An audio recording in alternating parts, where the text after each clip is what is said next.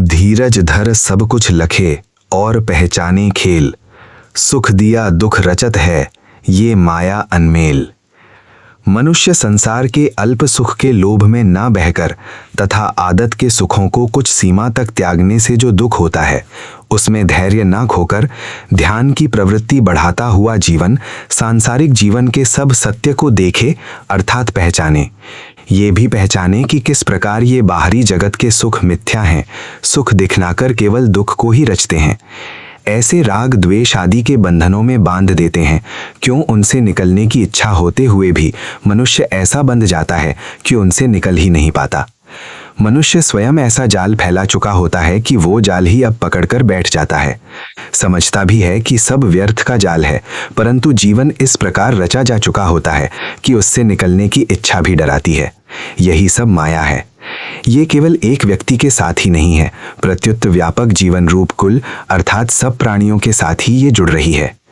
संसार के सर्व जीवों की दृष्टि में तो ये संसार की माया संसार के सुख को झलकाती है, परंतु अंत में देती है ये सभी को दुख। दुख की रचना का ही मार्ग है कि ये सुख के लोभ को दिखलाकर जीव को भ्रमाती है, इसीलिए इसका नाम माया है। इसी माया को यदि दिनों दिन के जीवन में या संसार में कुछ समझना हो तो मनुष्य स्वयं एकांत में ध्यान में बैठकर यूं विचार करें कि एक दूसरे के साथ व्यवहार में तो हम यूं अनुभव करते हैं कि ये मैं करता हूँ, मैं सोचता हूँ, या कि अमुक या फला व्यक्ति ऐसा वैसा सोचता है या करता है। इन सब व्यवहारों में हम एक दूसरे अपने आप को उत्तरदायी या जिम्मेदार समझते हैं, परंतु जिस देह को हम मैं, तू, वह या अमुक अमुक या फला फला नाम देकर पुकारते हैं, उन देहों में श्वास को कौन चलाता है?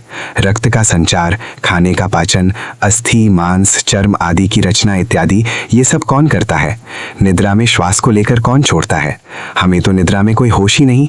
होश बिना हम ये सब काम करते हैं ऐसा कहना बनता नहीं। हम तो वहीं तक अपना आपा समझते हैं जहां तक समझ या होश में रहकर कुछ करते हैं, परंतु ऊपर कहे गए बहुत से कार्य हमारी होश के बिना कोई अन्य शक्ति ही क्षण क्षण चेतती हुई बदलती हुई करती जाती है और हमें उसकी कुछ खबर तक नहीं। दो सांड लड़ते हैं, मनुष्य भी आपस में कलह करते हुए कही सुनी करने में जो मन में आया बोलते रहते हैं, परंतु उस समय वे देह के अंदर के कार्य नहीं कर सकते, परंतु खाना पचता रहता है, रक्त संचार होता रहता है, अस्थि, हड्डी, मांस, चर्म जीव की अवस्था के अनुसार अपने ही परिवर्तनों में लगे रहते हैं। कोई भी यंत्र बिना किसी शक्ति के नहीं चलता। इसी प्रकार देह का यंत्र भी चाहे वो मनुष्य का हो या किसी भी अन्य जीव का, या इससे भी अधिक समझा जाए तो चाहे वो वनस्पति घास फूस की ही काया हो, इन सबको समय के अनुसार उत्पन्न करने, बढ़ाने और बढ़ाकर नष्ट करने वाली शक्ति अपने ही नियमों से बिना पहचाने या सोच समझ में आने के भी अपने कार्य सब स्थानों पर करती ही रहती है। इतना ही नहीं, ये तो एक रूप में एक जीव में इसकी लीला को पहचाने या खेल दर्शाया गया।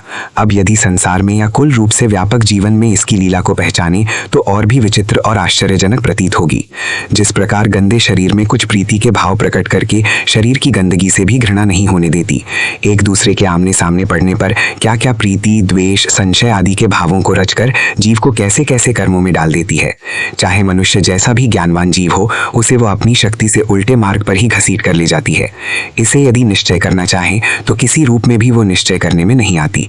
इसे न तो सत सदा बने रहने वाली ही कह सकते हैं, क्योंकि अभी कुछ पुनः थोड़ी ही देर में कुछ और हो जाती है, कहीं दिखती भी नहीं, परंतु सबको चलाती है।